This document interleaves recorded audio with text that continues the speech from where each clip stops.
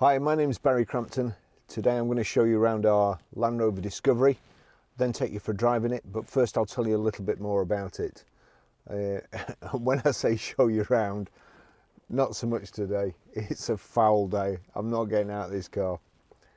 So, it's a Discovery 4 3-litre SD V6 GS. 2012 on a 62 plate, 2 owners, from new, has done 88,597 miles. Fuel economy, urban is 28.8, extra urban is 34.9, combined is 32.1, 0 to 60 time of 8.8 seconds, top speed of 112 miles per hour out of a 255 brake horsepower 24 valve engine. Road tax, 6 months is £305.25 and 12 months is £555. It's MOT'd until the 5th of October 2020 and it was last serviced on the 5th of the 7th 2019. Now the service history, let me just take you through it and explain a little bit about it. Let's just get back to the beginning here. Proper service book, which I always like to see, as everybody who regularly watches will know by now.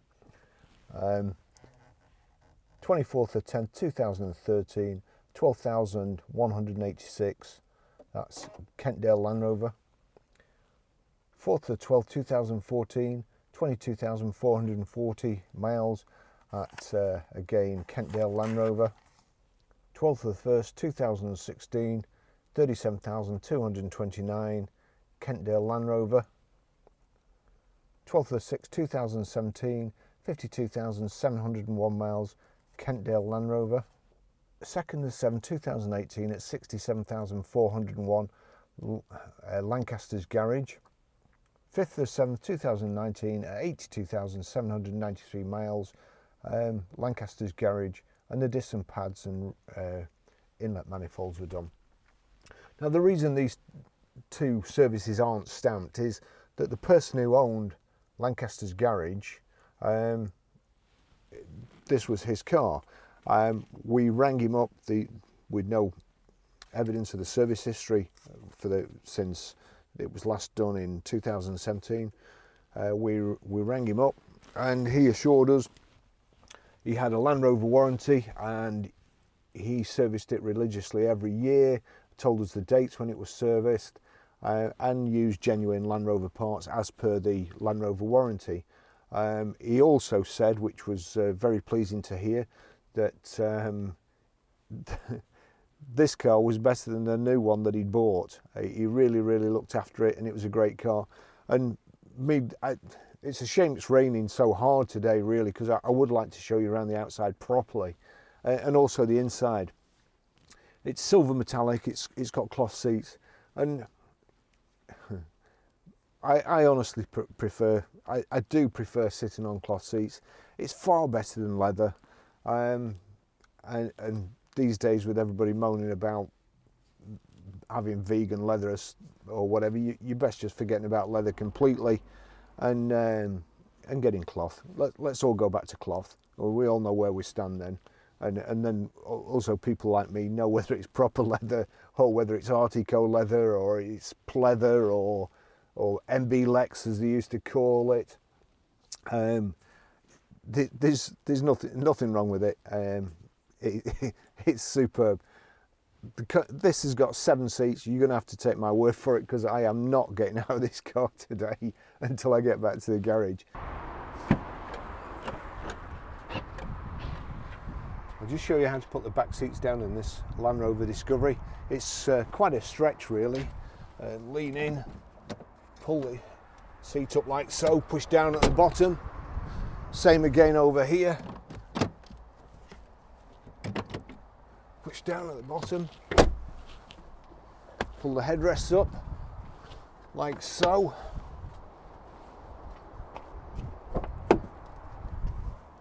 Then round here,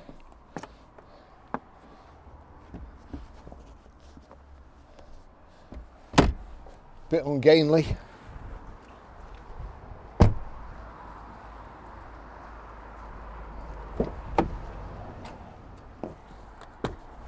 Pull that back. That's it. Same again. Like so. Down with the headrest. Down with that one too.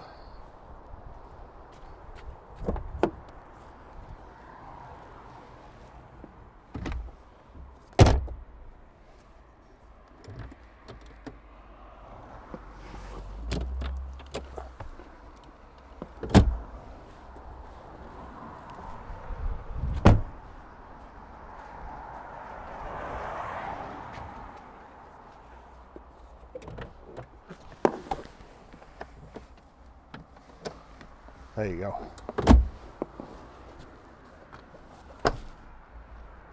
But this 7 seats, it's a nice big vehicle. Feel very, very safe in it. I prefer this shape to the newer shape. Having said that, I prefer the previous shape to this shape. So but you can't see the outside when you're sat inside driving, and it is lovely. And despite it being a massive car, or you would think it's a big car, here we go, just 2 keys for it. So remote locking, and then we've got keyless go. And just as I'm about to go, cyclist comes up behind me. Still, I don't envy him. Let's see what we've got. Just could do with going down a bit. That's height and reach adjustable steering wheel. We've got electric door mirrors, but as I was saying before, this is a pretty narrow road.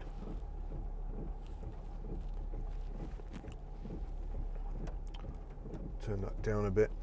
Yeah, it's a pretty narrow road. So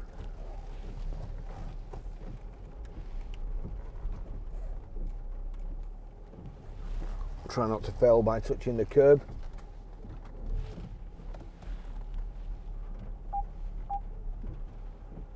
We have reversing sensors.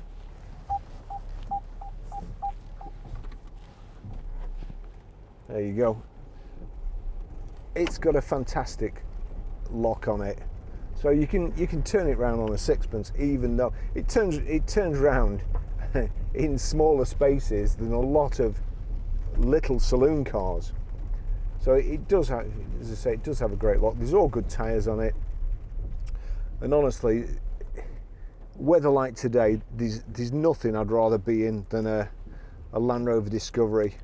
They do seem to be so much better to me than other 4-wheel drives. So much nicer to drive, nicer than an M-Class, certainly nicer than a BMW X5, although I probably shouldn't say that as we've got one coming in next week. And there's loads of old ones knocking about, and when I say old, I'm talking like 40, 50 and 60-year-old Defenders. And probably the reason there are so many old ones knocking about is that they were made for going off-road.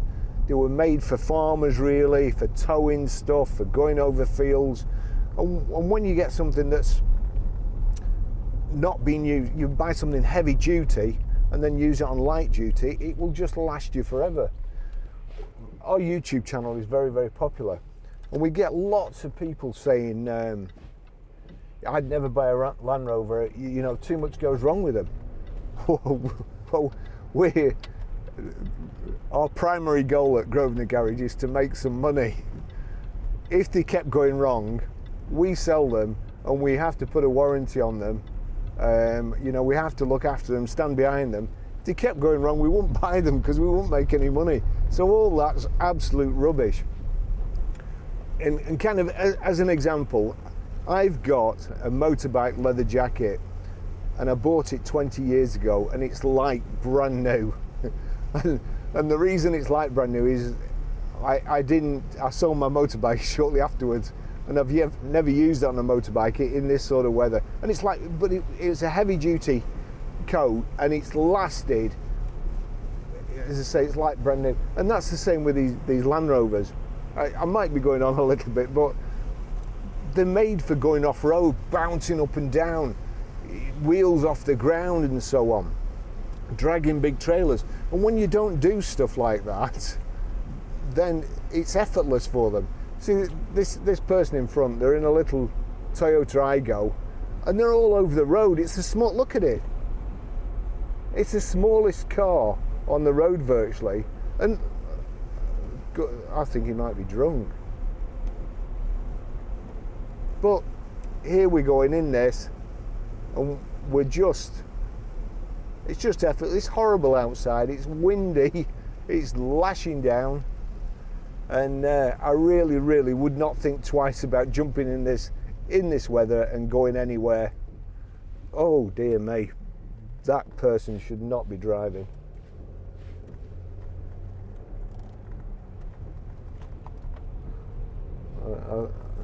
I think the safest place is behind this chap.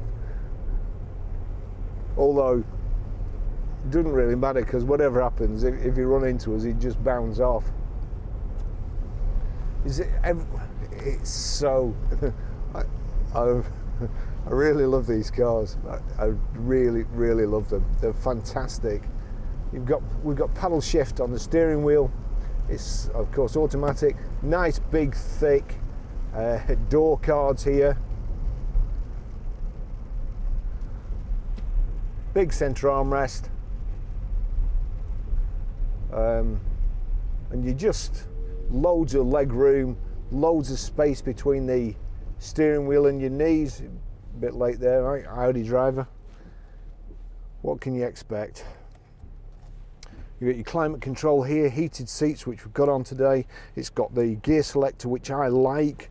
It's also got a couple of other things added on, like this sort of carbon fibre trim around the gear selector on the electronic handbrake. I noticed it says Discovery on the sills with the carbon fibre sort of weave. Nice big thick padded dashboard.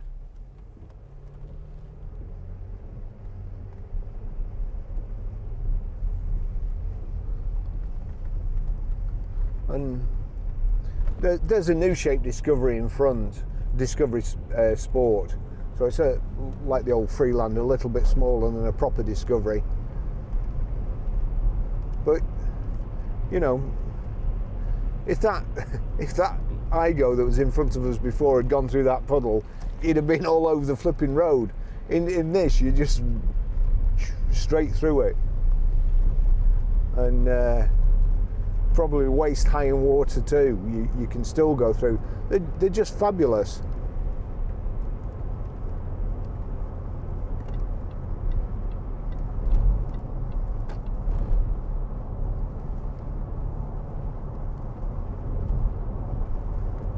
Lovely gearbox, very, very smooth.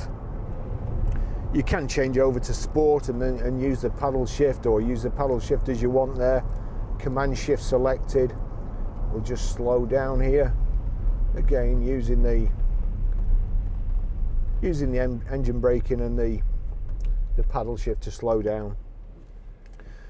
It doesn't have sat nav, however, it's got Bluetooth hands-free and also Bluetooth audio streaming. Just turn that down.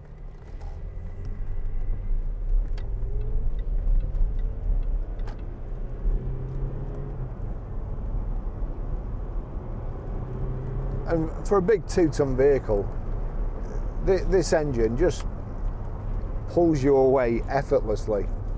Got room in there. We've got cup holders here. We're nice and high up. I'll take you down the motorway. And the best thing about being on the motorway in these, especially if you've got your family in, the 7 seats, the kids in the back, you're just sitting nicely above everybody else's spray. They're in yours, but you're above theirs. And you always notice when you're in a Land Rover or a Range Rover on the motorway, and you see people slowing down as they're approaching spray, and you just kind of drive through it. So we'll just try and get up to 70 if it is safe there. 70. One touch cruise, 70 miles an hour. Don't think we're in top there actually. Just change into 8th there.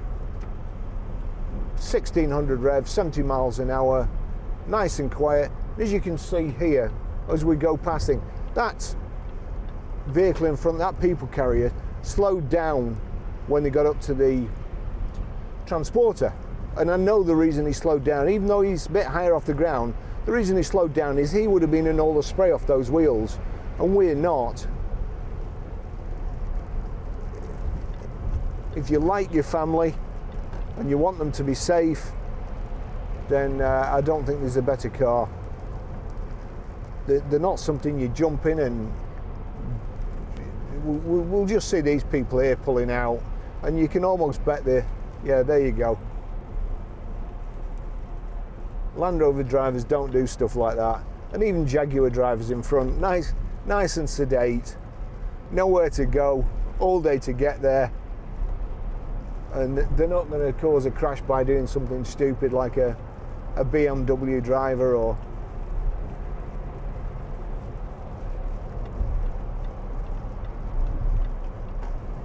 it's a different way. It's a different way of driving, and it's just very, very pleasant no matter what the weather is like outside. I mean, it's even better in the summer. Here you go. Now I hemmed in with the spray off the CW Barrie's wagon in front, and this transporter, you can probably see down there all the spray coming off. If I was sat down here, perhaps a bit higher up, then right now I'd be double sixed. I wouldn't be able to see anything, and I'd be braking.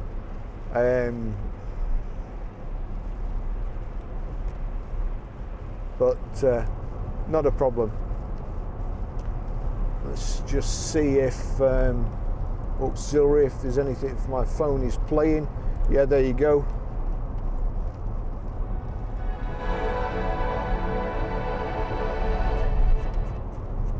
Can't play it for too long or else it'll be copyrighted.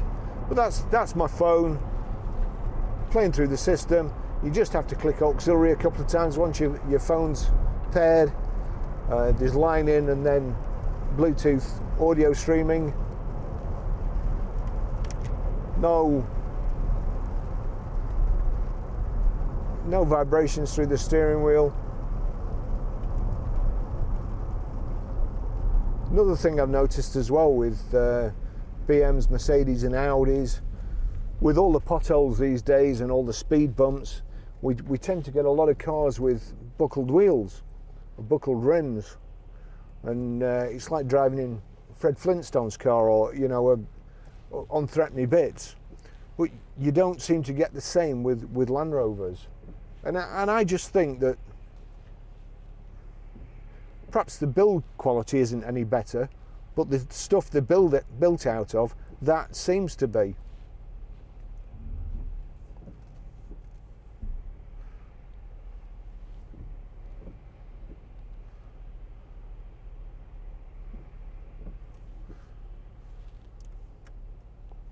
There's the phone switch. You can see the Bluetooth hands-free there.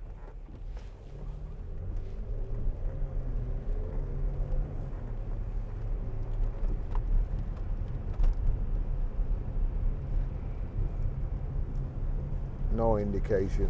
Worst roundabout in the whole world, this.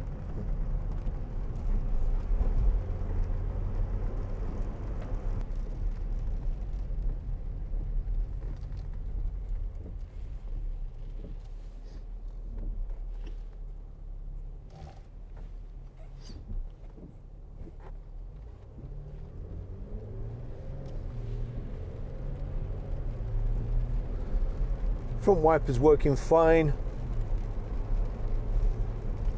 Yeah, back wipers good too. Squirty things.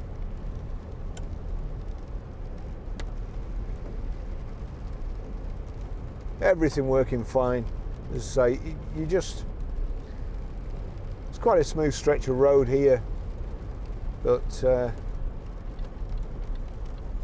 it just floats over it. The cloth seats are very, very comfortable. I think, yeah, we've got lumbar support there as well. It's not electric, it's a wheel.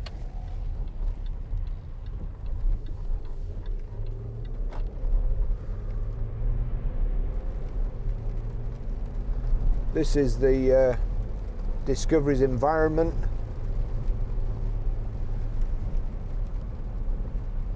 I think perhaps the Range Rover Sport is more of a fashion statement than a vehicle that people use for going off-road or doing heavy duty work. And this is the, we'll just go, oops. I just remembered this vehicle has just been cleaned.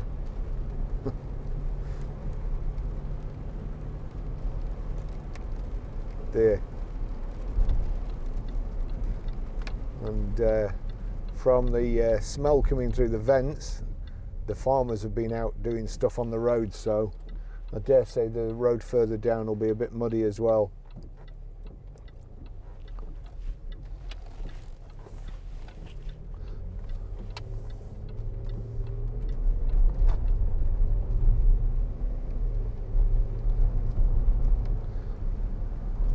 I'm using a Mercedes GLC at the moment.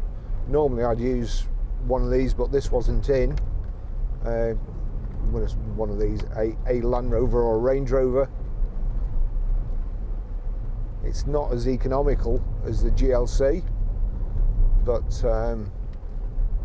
we've also got side steps, which I forgot to tell you about, and it's got black wheels. It looks really good. It's a very, very nice car.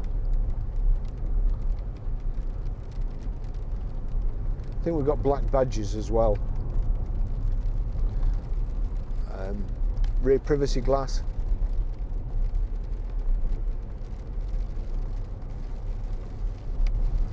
And I'll just show you how to pair a mobile and also delete a mobile from the Bluetooth system in this vehicle.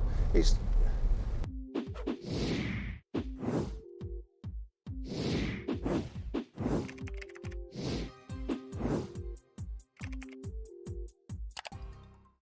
not the one that you would normally get, so it's quite a rare one, and but it should be easy enough to do. Really, I could probably do with coming down here in a normal car and then coming down in a Land Rover, because these bumps on this road are horrendous, really, really bad. There's a Range Rover Evoque in front of us there, and they're doing okay, but this, again, that's kind of a fashion accessory. This is a proper car.